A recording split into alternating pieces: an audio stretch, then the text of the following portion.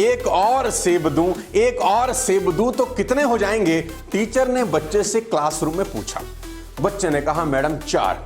Teacher ने दोबारा पूछा, अगर मैं तुम्हें एक सेब दूं, एक और दूं, एक और दूं तो कितने हो जाएंगे? बच्चे ने कहा मैडम 4। टीचर ने कहा इतना शानदार विद्यार्थी इतनी छोटी सी बात का जवाब नहीं दे पा रहा। उसने कहा ध्यान से सुन, मन लगा के सुन, अगर मैं तुझे एक सेब दूं बेटा, एक और दूं बेटा, और एक और दूं तो कितने हो जाएंगे? उसने बोला मैडम 4। टीचर को बहुत गुस्सा आया। उसने कहा सवाल को ट्विस्ट करते हैं। उसने क्वेश्चन ट्विस्ट किया। उसने कहा बेटा अगर मैं तुझे एक संतरा दूं, एक और संतरा दूं, एक और संतरा दूं तो कितने हो जाएंगे? बच्चे ने कहा मैडम बहुत आसान है, 3। मैडम ने कहा अरे ये क्या है? उसने फिर से पूछा, अगर मैं तुझे एक सेब दूं बेटा, एक और सेब दूं बेटा, एक और दूं तो कितने हो जाएंगे? उसने बोला मैडम 4। अब टीचर भनभना गई। टीचर ने कहा संतरे 3 और सेब 4 कैसे? उसने कहा मैडम एक सेब बस्ते में मेरे पास पहले से ही है। साथियों कभी कभी समझने वाला भी ठीक कह रहा होता है, समझाने वाला भी ठीक कह रहा होता है, लेकिन बात किसी को समझ नहीं आ रही होती, क्योंकि कम्युनिकेशन जिंदगी का सबसे महत्वपूर्ण हिस्सा है। मेरी बात ही कोई नहीं समझता, मैं अपनी बात किसी को समझा ही नहीं पाता, मैं कहता कुछ हूं, लोग समझते कुछ हैं, क्या करूं, कहां जाऊं? अगर आपके साथ भी कुछ ऐसा ही है तो आज का वीडियो कमाल कर देगा आपकी जिंदगी में। आपने देखा होगा साथियों कि कुछ लोग हर मौके पर सही बात कहकर दूसरों को इंप्रेस कर लेते हैं। कुछ लीडर्स अपनी स्पीच से सामने बैठे लोगों को मंत्रमुग्ध कर देते हैं और लोग उनका कहना खुशी खुशी मान भी लेते हैं। ये सभी बोलने की कला में माहिर होते हैं। अगर आप इसमें कच्चे हैं तो आप परिवार, ऑफिस, सोसाइटी में ज्यादा फेमस नहीं हो सकते, और तो और प्यार में भी सफलता की पॉसिबिलिटीज बहुत कम है। मैं उसे कैसे समझाऊं कि मैं उससे कितना प्यार करता हूं? वो समझती ही नहीं है। अगर आप सेल्स की दुनिया में हैं तो वहां भी इफेक्टिव कम्युनिकेशन की बेहद जरूरत होती है, क्योंकि कहते हैं अगर आप कनेक्ट नहीं कर सकते तो फिर आप कन्विंस भी नहीं कर सकते, क्योंकि कन्विंस करने के लिए सबसे पहले कनेक्ट करना बेहद जरूरी है। साथियों Mahatma Gandhi was considered a leader par excellence because वो शब्दों से खेलना जानते थे। जब सोशल मीडिया का जमाना नहीं था तब भी लाखों लोगों की भीड़ उन्हें सुनने पहुंचती थी। We know Vivekananda because he has mastery in communication। दोस्तों इस दुनिया में जितनी भी क्रांति हुई हैं उनका ट्रिगर किसी ना किसी शानदार बोलने वालों के हाथ में था। And on the other hand, some of the best players in the world have never been good captains because they didn't know how to communicate। Example देना चाहता हूं सचिन तेंदुलकर का। सचिन तेंदुलकर महान बल्लेबाज हैं इस पूरी दुनिया के, लेकिन वो एक अच्छे कप्तान नहीं बन सके। क्यों? क्योंकि वो प्रॉपर कम्युनिकेट ही नहीं कर पाए अपनी टीम के साथ। साथियों एक्सपेरिमेंट से जाहिर हो चुका है कि जो लोग बातचीत की कला में परफेक्ट होते हैं वो लोग जिंदगी में सबसे ज्यादा तरक्की करते हैं। आज के इस वीडियो में मैं आपको शब्दों के मायाजाल के बारे में और उसके सही इस्तेमाल करने के तरीकों के बारे में बताने वाला हूं, इसलिए इस वीडियो को आखिरी तक देखिए और चैनल को सब्सक्राइब करिए। मैं जानता हूं ये वीडियो खत्म होते होते आपको शब्दों के बारे में बहुत बेहतरीन जानकारी मिल जाएगी। ईश्वर ने हमें 2 कान और 1 मुंह दिया है ताकि सुने ज्यादा और बोले कम। ये कभी ना भूलें कि बोलना मुंह का पार्ट टाइम काम है। मुंह का मुख्य काम खाना खाना और पानी पीना है, लेकिन लोगों ने मुंह का मुख्य काम बोलने का बना दिया है। भाषा की सबसे बड़ी प्रॉब्लम यह है कि हम जो बात दूसरों तक पहुंचाना चाहते हैं वह सामने वाले व्यक्ति तक उसी स्वरूप में, उसी अवस्था में नहीं पहुंच पाती। हम सबके दिमाग की डिक्शनरी में शब्दों के अलग अलग मतलब होते हैं। कंप्यूटर का एग्जांपल उठा के देख लीजिए। आप कोई वर्ड टाइप करते हैं कंप्यूटर में, जो कंप्यूटर की डिक्शनरी में है ही नहीं, तो क्या होता है? नीचे एक लाइन आ जाती है, खटक कि कुछ गलत हो रहा है, उसके नीचे एक लाइन आ जाती है। ऐसे ही हमारे दिमाग की डिक्शनरी में भी कई शब्द नहीं होते, इसलिए हम मजबूरी में गलत मतलब निकाल लेते हैं। मान ले आप कहते हैं कि यह लड़का बड़ा बदमाश है। अब बदमाश से आपका क्या मतलब है? हो सकता है आप चंचल कहना चाह रहे हो, लेकिन मेरे दिमाग की डिक्शनरी में बदमाश का मतलब है गुंडा, इसलिए मैं तो यही समझूंगा कि आप उसे गुंडा कह रहे हैं। हो गया ना बेड़ा गर्क? आप शब्दों में कौन सा मतलब भर रहे हैं और मैं कौन सा मतलब निकाल रहा हूं, दोनों में बहुत अंतर है। शब्दों का सही इस्तेमाल करना बहुत जरूरी है। साथियों कोई शब्द अगर समझ में नहीं आता तो पहले हम क्या करते थे? डिक्शनरी में जाके ढूंढते थे, फिर मतलब समझते थे, कभी कभी तो फिर भी मतलब समझ में नहीं आता था। लेकिन आज टेक्नोलॉजी ने एक अलग ही तरक्की कर ली है। मान लें आप एक किताब पढ़ रहे हैं और कोई शब्द समझ नहीं आ रहा, आप अटक गए। अब डिक्शनरी में जाने की जरूरत नहीं, आप उस शब्द को प्रेस करें, शब्द के मीनिंग के साथ उसकी तस्वीर भी सामने आ जाएगी तो कैसा रहेगा। ये चमत्कार कर दिया है मैकटैप ऐप ने। दुनिया में कितनी भाषाएं हैं? शायद कोई करीब 6 अरब, पर इंटरनेट पर मोस्ट ऑफ द कंटेंट आज भी अंग्रेजी में है। सबसे बड़ी दिक्कत हम हिंदुस्तान के लोगों को, जिनको अंग्रेजी में थोड़ा सा मेरी तरह हाथ टाइट है, हमारी मदर टंग अंग्रेजी नहीं है, इंग्लिश नहीं है, तो हम इंग्लिश में कंटेंट पढ़ते हुए किसी भी भारी वर्ड पर अटक जाते हैं। फिर हम उस वर्ड को कॉपी करके ऑनलाइन डिक्शनरी में पेस्ट करते हैं और जो मीनिंग मिलता है वो बोरिंग, लंबा चौड़ा टेक्स्ट में लिखा होता है। इससे हम भूल जाते हैं। साथ ही मैं बताना चाहूंगा, कमाल का काम किया है और मैं जानबूझ के आपको इस ऐप के बारे में बता रहा हूं सो दैट आपको मालूम चले कि दुनिया कितनी तेजी के साथ बदल गई और हिंदुस्तान ने कितनी तरक्की कर ली।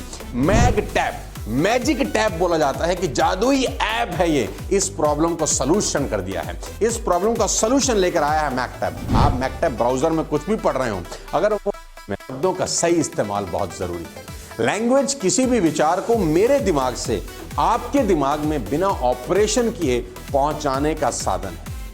कहते हैं शादी में एक आदमी बहुत देर तक खा रहा था, किसी ने पूछा कब तक खाओगे भाई? उसने कहा मैं तो खुद खा खा के दुखी हो गया हूं, पर क्या करूं, कार्ड में जो लिखा है खाने का समय 7 बजे से 10 बजे तक है, इसलिए मैं खाता ही जा रहा हूं। दुनिया में 6 अरब भाषाएं आप जानते हैं, पर भारत में तो हर 50 किलोमीटर पर साथियों बोली बदल जाती है। हर व्यक्ति अपने तरीके से बात करता है और सोचता है।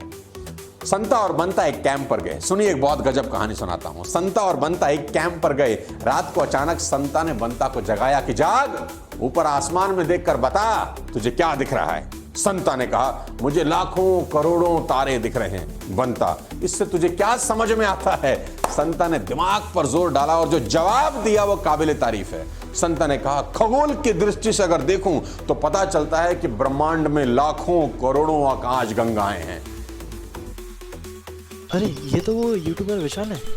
ए, आप विशाल हो? समय की दृष्टि से देखो तो पता चलता है रात के 3 बजे हैं। धर्म की दृष्टि से पता चलता है ईश्वर सर्वशक्तिमान है और इंसान बहुत छोटा है। मौसम की दृष्टि से लगता है कि बेटा कल दिन बहुत सुहाना होगा। वैसे बंता, तुझे क्या लगता है? बंता ने कहा मुझे लगता है किसी ने हमारा टेंट चुरा लिया है। साथियों, कम्युनिकेशन बहुत इंपॉर्टेंट रोल प्ले करता है। कहते हैं कंजूस ने दुकानदार से कहा कि टूथब्रश दे दो, मेरे ब्रश का एक बाल टूट गया है। हाँ? कंजूस ने दुकानदार से कहा कि भाई एक टूथब्रश दे दो, मेरे ब्रश का एक बाल टूट गया है। तो दुकानदार ने कहा एक बाल ही तो टूटा है, नया काय को खरीद रहे हो?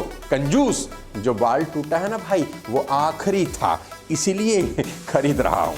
इफेक्टिव कम्युनिकेशन के 5 सिद्धांत आपसे शेयर करता हूं। Being in the public speaking from the last 20 years, बहुत सारी चीजें मुझे सीखने को मिली है और उसमें से आज 5 बातें आपको बताता हूं जिससे आपका कम्युनिकेशन बहुत स्ट्रांग हो जाए।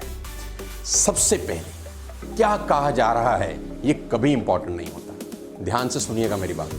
क्या कहा जा रहा है ये कभी इंपॉर्टेंट नहीं होता, कौन कह रहा है ये इंपॉर्टेंट होता है। मान लें कोई आपसे कहता है आपकी मौत तय है। इंपॉर्टेंट बात यह है कि कहने वाला व्यक्ति कौन है। अगर यह बात डॉक्टर कह रहा है तो उसकी बात में दम है। अगर वह ज्योतिषी है तो उसकी बात सोचने लायक है। लेकिन अगर कोई आपसे चिढ़कर कह रहा है तो ज्यादा ध्यान देने की जरूरत नहीं है। कहने वाला कौन है, इससे ही बात का इंपॉर्टेंस तय होती है। बात तो वहीं रहती है, इंपॉर्टेंस बदल जाती है।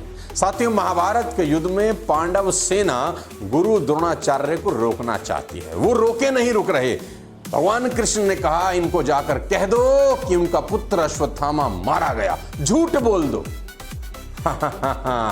लेकिन उनसे झूठ बोला गया, अश्वत्थामा मारा गया। द्रोणाचार्य ने कहा मैं यही बात युधिष्ठिर के मुंह से सुनना चाहता हूं, क्योंकि सब जानते थे कि युधिष्ठिर झूठ नहीं बोलते। तो कौन कह रहा है ये इंपॉर्टेंट है। दूसरी सबसे इंपॉर्टेंट बात आपको बताना चाहता हूं कि कोई भी बात कहां कही जा रही है।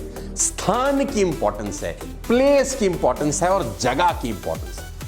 अगर किसी लड़की से आप मोहब्बत करते हैं और पहली बार डेट पर ले जाना चाहते हैं तो क्या आप उसे किसी हॉस्पिटल ले जाना चाहेंगे कि आज चल डेट पे इस हॉस्पिटल में चलते हैं, आईसीयू में, या किसी शमशान घाट ले जाना चाहेंगे कि वहीं कोक और पिज्जा मंगाते हैं, वहीं खाएंगे बैठकर। नहीं, आप ऐसा कभी नहीं करेंगे, क्योंकि जगह बहुत इंपॉर्टेंट रोल प्ले करती है। आप किस जगह पर बात बोल रहे हैं, उस जगह का रेलिवेंस है। आप एक मस्त सा रेस्टोरेंट चुनेंगे जहां मस्त म्यूजिक चल रहा हो, माहौल में ही रोमांस हो, तो बात का वजन बढ़ जाता है और बात करने की इंपॉर्टेंस बढ़ जाती है। आप कोई सीक्रेट बात किसी से करना चाहते हैं तो दोस्त को बोलते हैं आइए जरा कोना कोने पकड़, आजा कोने में, आजा कोने में ले जाते हैं, खुल के बात नहीं करते। जगह की इंपॉर्टेंस है। फुटपाथ पर कोल्ड ड्रिंक 20 रुपए की बिकती है और 5 स्टार होटल में 200 रुपए की, क्योंकि जगह की इंपॉर्टेंस है। तीसरी सबसे इंपॉर्टेंट बात आपसे बता देना चाहता हूं कि कोई भी बात जब आप करते हैं तो क्या वो कॉन्फिडेंस, एक्साइटमेंट के साथ की जा रही है कि नहीं। बात वही है, उसकी ग्रेविटी बढ़ जाती है अगर आप कम्युनिकेशन एक्साइटमेंट के साथ करते हैं। उदाहरण देता हूं मैं आपको। बहुत बड़े महानायक हुए हमारे नेताजी सुभाष चंद्र बोस। उनका एक फेमस डायलॉग है, आप सबको पता होगा, कि तुम मुझे खून दो मैं तुम्हें आजादी दूंगा। अंदाज लगाइए कि लोगों ने नसें काट दी, लोगों ने अपनी जिंदगी दांव पर लगा दी नेताजी के कहने पर। लेकिन सोचिए अगर नेताजी बैठे होते और 100, 200, 300 लोग उनके सामने होते और नेताजी भाषण दे रहे हैं कि साथियों देश को तुम्हारी बहुत जरूरत है, बहुत ढीला ढाला बोल रहे होते, ऐसा करो, हाँ सुधीर जी, हाँ संजय जी, तुम एक काम करो, तुम ना मुझे वो दे दो, वो जो लाल रंग का होता है ना तुम्हारी नसों में, हाँ तुम मुझे वो दे दो, हाँ तुम मुझे खून दे दो और मैं थोड़ी सी कोशिश करता हूं कि थोड़ी कहीं मिल जाए तो मैं तुम्हें आजादी ला दूंगा। क्या कोई साथ देता? नहीं। नेताजी सुभाष चंद्र बोस अपनी आंखों में खून उतार के बोल रहे हैं पब्लिक को कि साथियों देश को तुम्हारी जरूरत है, तुम मुझे खून दो मैं तुम्हें आजादी दूंगा। लोगों ने अपनी जिंदगी दांव पर लगा दी। कम्युनिकेशन का सबसे इंपॉर्टेंट रोल है कि आप एक्साइटमेंट के साथ बात कर रहे हैं कि नहीं। चौथी सबसे इंपॉर्टेंट बात आपको बताऊं, आपका दिल खुश हो जाएगा कि ध्यान से सुनिए। जब भी आप किसी को सुनते हैं ना तो ध्यान से सुनिए। और मेरा फेमस डायलॉग है, कभी रिएक्ट नहीं, रिस्पॉन्ड करिए। लोग बहुत जल्दी सुनते हैं और जल्दी रिएक्ट कर जाते हैं। वो सुनने के लिए नहीं सुनते, वो जवाब देने के लिए सुनते हैं। एक आदमी को तार मिलता है कि संता तुम्हारी बेटी मर गई है, और वो 100वीं मंजिल से कूद जाता है। 50वीं मंजिल तक नीचे आते आते उसे याद आता है कि मेरी तो कोई बेटी ही नहीं है। 25वीं मंजिल तक याद आता है कि मेरी तो शादी ही नहीं हुई। और 10वीं मंजिल पर याद आता है साला मैं तो संता नहीं बनता हूं। यानी रिएक्ट किया, रिस्पॉन्ड नहीं किया, ध्यान से सुने। आखिरी सबसे इंपॉर्टेंट बात इफेक्टिव कम्युनिकेशन की, टोनिंग। जो टोन होता है ना, ये बहुत इंपॉर्टेंट रोल प्ले करता है। बड़ी बड़ी लड़ाइयां हो जाती हैं रॉन्ग टोन ऑफ वॉइस में। कभी मौका मिला तो उसके बारे में डिटेल में बताऊंगा, लेकिन एक लाइन आपको समझाता हूं, आपको समझ में आएगा। एक लाइन है, रोको मत जाने दो। लाइन बड़ी सिंपल है, रोको मत जाने दो। मत पे मैंने फुल स्टॉप लगाया, कोमा लगाया। लेकिन अगर इसी लाइन को मैं ऐसे बोलूं, रोको मत जाने दो, तो उसके मायने बदल जाते हैं। रोको मत जाने दो में जाने दो, और रोको मत जाने दो में रोक लो। लाइन वही है, वर्ड्स वही हैं, लेकिन कहां आपने रुकना है, कहां टोन को नीचे करना है, कहां ओपन करना है, लाइन के मायने बदल जाते हैं। पति पत्नी गोलगप्पा खाने गए। पत्नी ने गोलगप्पा खाया और पत्नी ने पूछा और, तो पति ने बोला नागिन खा ले नागिन खा ले। अब पत्नी ने एक दिया कान पे, नागिन हूं मैं? अरे बोला मैंने नागिन नहीं बोला, मैंने बोला नागिन खा ले। बात का मायना बदल जाता है। कम्युनिकेशन बहुत बड़ा रोल प्ले करता है दो लोगों के संबंधों के बीच में। उम्मीद करता हूं आज का वीडियो आपको पसंद आया होगा, बेहतर होंगे आपकी जिंदगी इन सारी